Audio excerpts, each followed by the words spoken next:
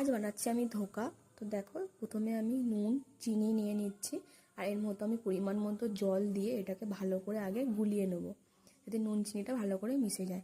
তারপরে আমি দিয়ে দিচ্ছি ধোকার যে প্যাকেটটা ছিল, পাউচটা, সেই ধোকার আমি এটা দিয়ে ভিজিয়ে রাখবো কিছুক্ষণ। তো চলো ঢেকে দেওয়া যাক।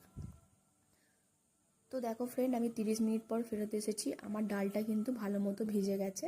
তো এবার আমি কড়ার মধ্যে তেল দিচ্ছি গরম করার জন্য, আর আমি স্বাদের জন্য দিচ্ছি হচ্ছে কালো জিরে, দিয়ে এই ব্যাটারটা পুরো ঢেলে দিয়ে আস্তে আস্তে নাড়বো। তো দেখো এরম লেগে লেগে এসেছে, তার মানে এটা হয়ে গেছে, চিটচিট হবে।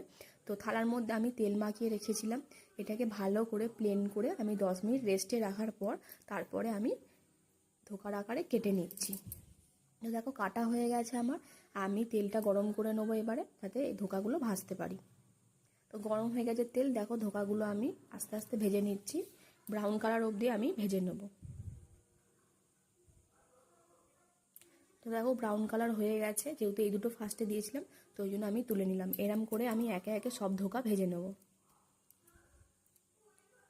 হালকা আছে ভাজলে ধোকাটা ভালো ভাজা হবে, যেহেতু প্রথমে তেলটা আমার গরম হয়ে গেছিলো, একটু লাল হয়ে গেছে। ওই তেলেই আমি দিয়ে দিলাম আলু কিউব করে কেটে।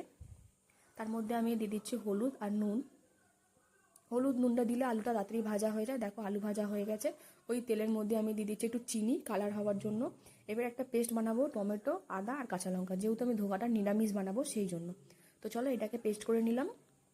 এরপরে আমি একটা মশলা বানাচ্ছি, হলুদ জিরে আর ধনে সব দিয়ে একটু সামান্য জল দিয়ে আমি একটা লিকুইড টাইপের করে নিলাম। তো দেখো এদিকে আমি টমেটো, আদা আর কাঁচা লঙ্কাটা ভালো করে নেড়ে কষিয়ে নিচ্ছি যতক্ষণ না তেল ছাড়ছে। তো দেখো তেল ছেড়ে গেছে, আমি ওই পেস্ট করা মশলাটা আমি দিয়ে দিলাম। বাটিটা ধুয়ে আমি আর একটু পরিমাণের মতো জল দিয়ে দিলাম। জল দিয়ে একটু কষে তারপরে আমি লাস্টে নুন দিয়ে দিলাম। এরপরে আর একবার জল দিয়ে আমি যতক্ষণ কষাবো, টমেটো আদার গন্ধটা চলে গেলেই আলুটা দিয়ে দেবো, দিয়ে ভালো করে একটু কষিয়ে নেবো। তো দেখো কষানো আমার হয়ে এসেছে, আমি এবার একটু জল দিয়ে দেবো যাতে আলুটা ভালো মতো সেদ্ধ হয়ে যায়।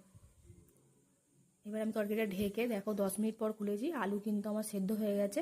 আর জলটা যে বেশি লাগছে এটা কিন্তু ধোকায় টেনে নেবে, সেই জন্য জলের পরিমাণটা আমি একটু বেশি দিয়েছি। তো দেখো আমার ধোকাগুলো হয়ে গেছে, ভেজানো হয়ে গেছে। একটু ঝোল ঝোল রাখলাম, কেন ধোকাটা এখনো জল সোপ করবে, তাই চিনি আর গরম মশলা দিয়ে দিলাম।